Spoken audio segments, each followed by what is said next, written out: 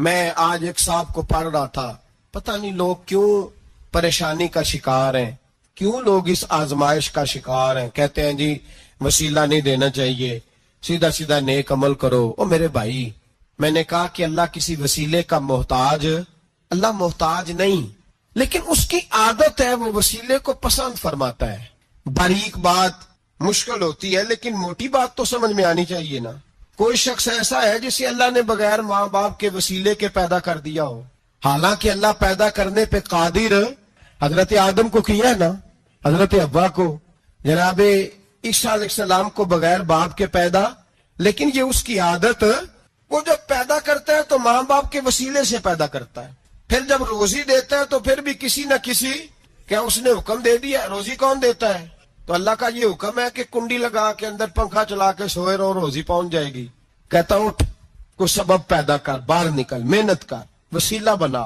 جو آدمی کہتا ہے جی میں کپڑے سی بھی خود لیتا ہوں، استری بھی کر لیتا ہوں، دھو بھی لیتا ہوں، اس سے سوال یہ ہے کہ بنا بھی لیتے ہو؟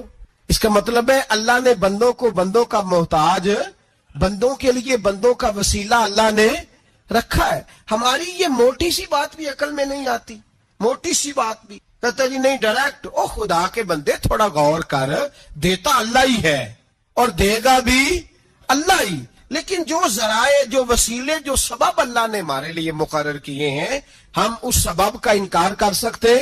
شفا کون دیتا ہے؟ دعائی لینے کس کے پاس جاتے ہو؟ آپ اس طرح کریں نا، چپ کر کے گھر بیٹھیں، تسبیح پڑھیں، یا شافی الامراض، یا شافی الامراض، او شفا دینے والے، او شفا دینے والے، سارا دن جی وظیفہ پڑھیں، شفا کون دے گا؟ تو وظیفہ پڑھو چپ کر کے، دعائی لینے کیوں گئے ہو؟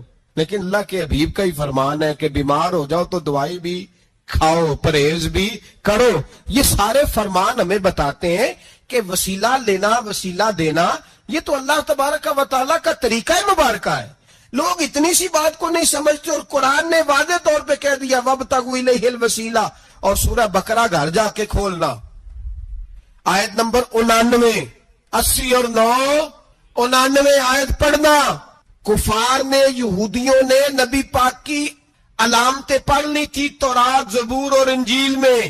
اللہ کا قرآن کہتا ہے وَكَانُوا مِن قَبْلُ يَسْتَفْتِحُونَ عَلَى الَّذِينَ كَفَرُوا، فرمایا جب میرے نبی نہیں آئے تھے تو یہ یہودی میرے رسول کے وسیلے سے اللہ سے فتح مانگا کرتے تھے، اور جب یہ رسول کا وسیلہ دیتے تھے تو اللہ انہیں فتح عطا فرماتا تھا۔ امام حاکم نے مستدرک میں لکھا ہے، اور امام حاکم انہی شرطوں پر حدیثیں بیان کرتے ہیں جن شرطوں پر امام بخاری اور مسلم بیان کرتے ہیں۔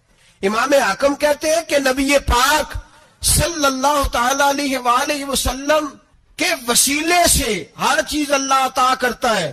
جناب آدم علیہ السلام زمین پہ تشریف لائے تو 300 سال نگاہ اٹھا کے آسمان کی طرف نہیں دیکھا، شرم آتی ہے مجھ سے غلطی ہو گئی، اور پھر روتے رہے 300 سال۔ پھر اللہ فرماتے فَتَلَقَّىٰ آدَمُ مِن رَبِّهِ کلمات، پھر اللہ نے جناب آدم کو کچھ کلمے سکھائے جس کی برکت سے توبہ قبول کی۔ وہ کلمے کیا تھے؟ امام حاکم فرماتے ہیں وہ کلمے یہ تھے کہ جناب آدم کے دل میں اللہ نے ایک دن بات ڈالی، خود بات ڈالی اللہ نے دل میں۔ حضرت آدم کہنے لگے اے اللہ، جب میں نے آنکھ کھول لی تھی تو جنت کے دروازے پہ میں نے لکھا ہوا دیکھا تھا لا الہ الا اللہ محمد رسول اللہ صلی اللہ علیہ، جنت کے ہر پتے پر، درخت پر میں نے لکھا دیکھا تھا لا الہ الا اللہ محمد رسول اللہ۔ تو جناب آدم کہنے لگے اے اللہ، وہ جو رسول جن کا نام تو نے جگہ جگہ لکھا ہے ان کے وسیلے سے ہی میری توبہ قبول فرما۔ تو رب کریم نے فرمایا اچھا حبیب کی بات کرتے ہو، چلو آدم فتاب علیہ انہ هو التواب الرحیم، جا میں نے تیری توبہ قبول کی، میں ہوئی بڑا مہربان، میں ہوئی بڑی توبہ قبول کرنے والا۔ شیخ سعدی فرمایا کرتے تھے اگر تیرے باپ کی توبہ، جناب آدم کی توبہ مصطفیٰ کے وسیلے سے قبول ہوتی ہے، تو کیوں انکاری ہو گیا ہے؟ تو کیوں انکاری ہو گیا؟ کیوں نہیں حضور کا وسیلہ مانگتا؟ میرے نبی پاک سید عالم صلی اللہ تعالی علیہ، لوگ بڑی ڈھٹائی سے انکار کرتے ہیں، بڑی دلیری سے انکار کرتے ہیں۔ او خدا کے بندو، یہ وسیلہ تو بڑا ضروری ہے، یہ وسیلہ تو بڑا قیمتی ہے۔ میرے نبی پاک صلی اللہ تعالی علیہ وآلہ وسلم نے خود یہ وسیلہ سکھایا۔ صحابہ اس کے قائل تھے.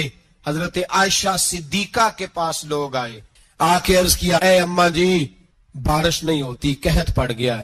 اس بات کو نا ذرا دل کی گہرائیوں سے سننا. مسجد نبوی ہے, مسجد نبی کے ساتھ ادھر دیکھیے گا ذرا, یہ مسجد ہے, مسجد کے ساتھ حضور کی قبر ہے, ساتھ حضرت عائشہ کا حجرہ ہے. پہلے حضرت عائشہ, پھر حضور کا روزہ, پھر آگے بولتے جائیے آگے کیا ہے. چاہیے تھا نا سیدھے مسجد جاتے. حضرت عائشہ کے پاس آئے, توجہ کرنا میری بات. کہا اماں جی بارش نہیں ہوتی, کیا کریں؟ اماں جی نے مسجد نہیں بھیجا, کہنے لگی اس طرح کرو, حضور کے دروازے پہ جاؤ اور جا کے نا نبی پاک جہاں دفن ہے وہاں تھوڑی سی نا جو حضور کے سر والی جگہ ہے نا قبر پہ, وہ چھت تھوڑی سی کھول دو, چھت کھول دو. صحابہ کہتے ہم گئے جہاں حضور کی قبر انور تھی, حضور آرام فرماتے, سرانے والی سائڈ سے تھوڑی سی چھت کھولی, ابھی کھولی تھی, اللہ نے فوراً بارش عطا فرما دی. فوراً کہتے ہیں جب بارش ہوئی تو ہم مسجد میں شکرانے کے نفل پڑھنے چلے گئے, حضرت عائشہ کے وسیلے پہ, روضہ رسول پہ. اور روضہ رسول کے وسیلے سے اللہ کی یہ طریقہ تو ہمیں صحابہ سکھا رہے ہیں. بخدا خدا کا یہی ہے در, نہیں اور کوئی مفر مکر, جو وہاں سے ہو یہیں آ کے ہو, جو یہاں نہیں تو وہاں نہیں. صحابہ تو دروازے رسول پہ جا رہے ہیں, ایک بار نہیں بار بار جا رہے ہیں. تو اکڑ کے پھر رہا ہے, اکڑ کے پھر رہا ہے. بڑی ضروری ہے یہ بات کرنی, بڑی ضروری, اور یہ بات آپ کے لیے سیکھنی. ذرا غور کریں, شیطان کی غلطی کیا ہے پتہ ہے آپ کو؟ اللہ کو نہیں مانتا تھا. شیطان کی غلطی کیا تھی بولے؟ کس کو ہے؟ لا الہ الا اللہ کو نہیں مانتا تھا, اللہ کو نہیں مانتا تھا. نہیں تو پتہ ہی نہیں نا اس گل کا. اور میں تمہیں اگر پوچھا نا اج دی خبر کی یہ تازی, تو تمہیں پتہ ہے. اور بھائی اس کو بھی سمجھیں, یہ عقیدہ ہے, یہ ایمان ہے, میری منت ہے, اس کو سمجھ لو, یہ کام آئے گا. یہاں عجیب رٹا ہے, یہاں لوگ معاذ اللہ تبارک و تعالی اللہ کا نام لے کے در رسول سے دور کر رہے ہیں. بہت بڑا دھوکہ ہے, بہت بڑی زیادتی ہے. امت کے دلوں پر خنجر چلتا ہے, اور میرا تو کلیجہ پھٹتا ہے جب میں ایسی تحریریں پڑھتا اور سنتا. یار تو کیا بیان کر رہا ہے؟ ڈر اللہ سے مرنا نہیں, نبی پاک کو منہ نہیں دکھانا, تو کیا کر رہا ہے؟ بتا نا شیطان کی غلطی کیا تھی. وہ تو صاف ستھری بات کر رہا تھا, یا اللہ ایک نہیں تو لاکھ سجدہ کرا میں تجھے کرتا ہوں. اللہ نے فرمایا ادھر آنا, میرے میرے میرے محبوب کو سجدہ کر. کہنے لگا نہیں کرتا. فرمایا فخرج فإنک رجیم, نکل جا تو لعنتی ہے. جو حضرت آدم کو وسیلہ نہ مانے وہ لعنتی ہے, اور جو روزہ رسول پہ کھڑا ہو کے کہے میں نبی کو وسیلہ نہیں مانتا, جو دروازے رسول پہ پہنچ کے کہے میں نبی پاک کو وسیلہ نہیں مانتا, جو مصطفیٰ کے وسیلہ ہونے کا انکار کرے, تو کہتا ہے کہ دنیا میں وسیلہ نہیں مانتا. اللہ تو قیامت کے دن بھی کہتا ہے جو مصطفیٰ کے پاس سے ہو کے آئیں گے میں بخش دوں گا. شفاعتی لأہل الکبائر من امتی, حضور فرماتے ہیں موٹے موٹے گناہگار آتے جائیں گے, کالی کملی کے نیچے چھپاتا جاؤں گا, جنت میں بھیجتا جاؤں گا. وہاں قیامت میں تیری معافی نہیں ہو رہی, تو یہاں نہیں مان رہا. بریلی کے امام فرماتے ہیں آج لے ان کی پناہ, آج مدد مانگ ان سے, کل نہ مانیں گے قیامت میں اگر.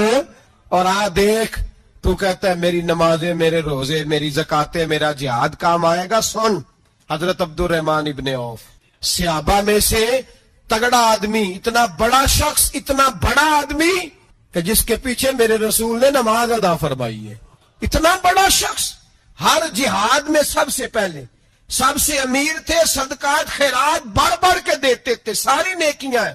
ایک بی بی نبی پاک کے لیے قمیض بنا کے لائی. ایک حدیث یہ ہے, یہ بخاری مسلم ہے, ایک حدیث یہ ہے کہ چادر بنا کے لائی, چادر بنا کے لائی, بڑے اچھے نقار نکالے, دروازے رسول پہ آئی, حضور میری قبول کر لے. نبی پاک نے چادر اوڑی, اگرچہ ان کا نام شارحین نے لکھا ہے, صحیح حدیث میں صرف ایک صحابی کے لفظ ہے. شارحین کہتے ہیں کہ وہ عبد الرحمن ابن عوف تھے. چلو یار کوئی اور بھی تھے تو صحابی تو تھے نا, صحابی سے زیادہ تو نیک عمل ہم نہیں نہ کر سکتے. وہ صحابی تھے یا حضرت عبد الرحمن ابن عوف تھے. آئے, آ کے کہنے لگے یا رسول اللہ بڑی پیاری لگ رہی ہے آپ کو چادر. حضور بنانے والے نے تو بڑی بنائی تھی, پر جب آپ پہ آئی ہے پھر تو نورون علی نور ہی ہو گئی ہے. حضور بڑی پیاری, کیا بات ہے, کیا بات ہے. مکھ چند بدر شاہ شانی ہے, متھے چمک دی لاٹ نورانی ہے, کالی زلف تے اکھ مستانی ہے, مخمور اکھی ہیں مد بریاں. سبحان اللہ, سبحان اللہ. سبحان اللہ ما اجمل کا ما اکمل کا. اور جو آخر میں بات کی وہ بڑی بڑی منفرد ہے. کتھے مہر علی تے کتھے تیری ثنا مشتاق اکھی کتھے جاڑیاں. پھر کہنے لگے کوئی مثل نہ ڈھولن دی. تو چپ کر مہر علی ایتھے جا نہیں بولن دی. تو چپ کر مہر علی ایتھے جا نہیں. لم جاتی نظیر کا فی نظر مثلے تو نشد پیدا جانا. ایتھے جا نہیں بولن دی. جناب عبد الرحمن حضور کیا بات ہے. والضحیٰ واللیل اذا سجا. حبیب کیا بات ہے. حضور نے فرمایا تجھے اچھی لگ رہی ہے؟ کہا حضور بڑی اچھی لگ رہی ہے. قربان جاؤں کون دیتا ہے دینے کو منہ چاہیے. دینے والا ہے سچا ہمارا نبی. حضور نے فوراً چادر اتاری کا عبد الرحمن لے لو. دے کے حضور چلے گئے. صحابہ گرد کٹھے ہوئے. محفل کا رنگ ہی بدل گیا. تھوڑی دیر پہلے مسکراہٹ تھی. ایک صحابی غصے سے بولے کہنے لگے عبد الرحمن یار تو تگڑا بندہ ہے. تو چاہے تو ابھی باہر جا کے 100 چادر اس طرح کی خریدے. حضور تو کسی کی قبول ہی نہیں کرتے. بڑی مشکل سے کسی کی چیز لیتے ہیں. غریب کا خیال رکھتے ہیں. حضور نے قبول کر لی تھی تو عجیب آدمی ہے. تو نے مانگ لی. یہ خیال نہیں آیا. پہلے مسکراہٹیں تھیں جب حضور اور جناب عبد الرحمن. اب سنجیدگی آئی. اب سنجیدگی کے فوراً بعد جب صحابی نے سوال کیا تو محفل میں آنسو آ گئے. حضرت عبد الرحمن رو پڑے. نمازیں بھی ہیں جہاد بھی ہے پر فخر نہیں کسی بات پہ. رو پڑے. کہنے لگے او بیلیا تیرا کیا خیال ہے میں نے اوڑھنے کے لیے لی ہے پہننے کے لیے لی ہے؟ فرمانے لگے نہیں اللہ کی عزت کی قسم میں نے تو اس لیے لی ہے جب مروں گا تو گھر والوں کو کہوں گا مجھے نبی پاک کی چادر میں کفن دینا. اٹھانا بخاری پڑھنا حضور کی چادر میں کفن دینا. اس لیے کہ مجھے پتا ہے جب مصطفیٰ کی چادر اوڑھ کے جاؤں گا تو اللہ بے حساب ہی بخشش فرما دے گا. تو نبی پاک کے وسیلے کا قائل نہیں. یہاں چادر کی بات ہو رہی. سنیے اور غور کیجئے. حضرت مولا علی شیر خدا رضی اللہ ان کی اماں نے نا حضور سے بڑا پیار کیا. حضرت ابو طالب کے گھر میں نبی پاک نے پرورش پائی. ان کی والدہ حضرت علی کی والدہ جناب فاطمہ بنت اسد حضور سے بڑا پیار کرتی. صحابہ کہتے ہیں اس دن حضور بڑا روئے جس دن حضرت فاطمہ نے مدینے میں انتقال فرمایا. فاطمہ بنت اسد جناب علی کی والدہ فرماتے ہیں جب خبر ملی کہ حضرت علی کی والدہ وصال کر گئی تو حضور رونے لگے. فرمایا وہ علی کی نہیں وہ تو میری ماں تھی میری اماں تھی. امام ابو نعیم نے لکھا ہے کہتے ہیں حضور نے فرمایا جب میری اماں کو غسل دینے لگو نا کفن پہنانے سے پہلے مجھ سے پوچھ لینا. صحابہ کہتے ہیں کفن دینے سے پہلے عورتیں آئیں حضور کیا کرنا ہے. نبی پاک اندر گئے. جو قمیض پہنی ہوئی تھی وہ اتار کے دی. فرمایا چٹے رنگ کا سفید رنگ کا کفن نہ دینا میرا کرتا پہناؤ میری اماں کو. حضور نے کفن دیا.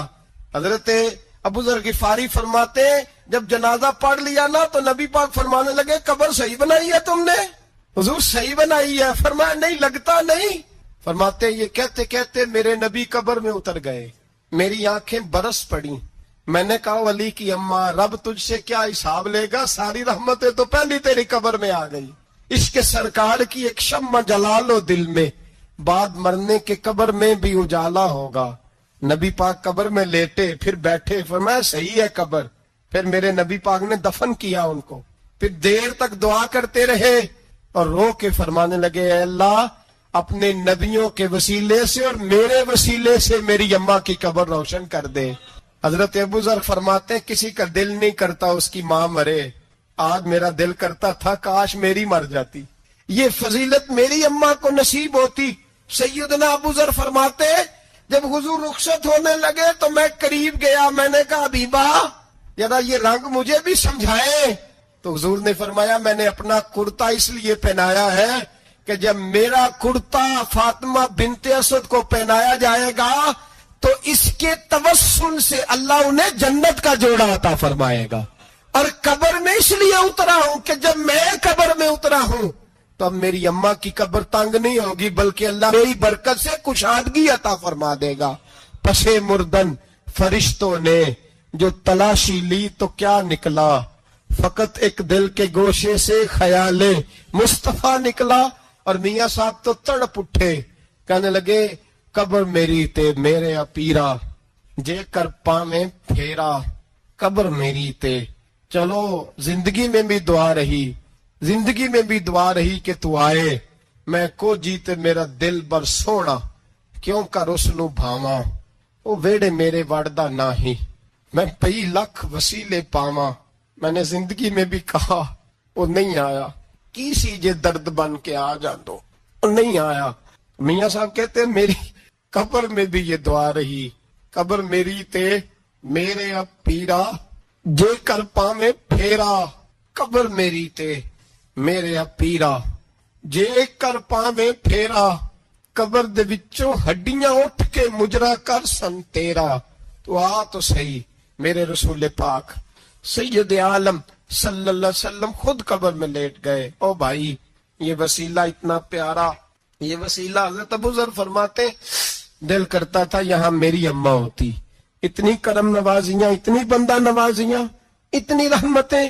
حضور نے خود حضرت زینب نبی پاک کی صاحبزادی بڑی بیٹی کا وصال ہوا، حضور اس دن بھی بڑا روئے اور فرمایا جب میری بیٹی کو غسل دے لو تو پہلے مجھے بتانا، کفن نہ دینا.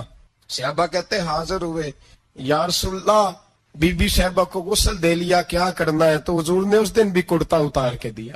فرمایا میری قمیض میں میری. او بھائی یہ وسیلہ نہیں، یہ تو یہ وسیلہ. ایک صحابی حضرت ابو معذورہ، شریعت میں کندھے تک بال رکھنا جائز ہے.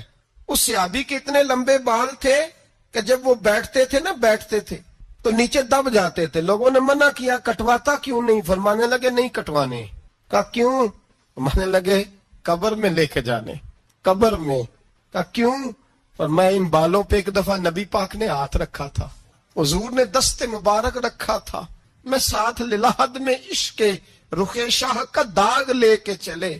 ہم نے اندھیری رات سنی تھی چراغ. عبداللہ بن عتیق صحابی ہیں، حضور نے گستاخ قتل کرنے بھیجا، انعام دیے. انتقال کا وقت آیا تو بچوں کو بلایا، کہنے لگے یہ کہ ڈنڈا ہے عصا ہے، جب مروں تو میری قبر میں رکھنا. کہا ابا جی سنا نہیں کبھی کسی نے ڈنڈا قبر میں رکھا ہو، عصا آپ کی قبر میں کیوں رکھے؟ فرمایا بیٹا تمہیں پتہ نہیں، یہ معمولی نہیں، یہ وہ ہے جو میرے رسول نے مجھے دیا تھا. یہ میری قبر میں، قبر میری تے میرے اب پیرا جے کر پاویں پھیرا. قبر دے وچوں ہڈیاں اٹھ کے مجرا کن سا تیرا. پسے مردن فرشتوں نے جو تلاشی لی تو کیا نکلا، فقط ایک دل کے گوشے سے خیال مست. حضرت انس بن مالک کہتے ہیں مر جاؤں تو حضور کے منہ مبارک میری زبان کے نیچے رکھ دینا. حضرت امیر معاویہ فرماتے ہیں میرے پاس حضور کے ناخن ہے، جب میں مروں تو میرے کفن میں رکھ دینا. میرے اعلیٰ حضرت فرماتے ہیں ہمارے پاس کوئی شے نہیں، کوئی شے نہیں، نہ ہمارے پاس حضور کے بال مبارک. ہم کم نصیبوں کے پاس، ہم غریبوں کے پاس نہ منہ مبارک، تو حضور آپ کے پاس کیا ہے؟ فرمانے لگے لحد میں عشق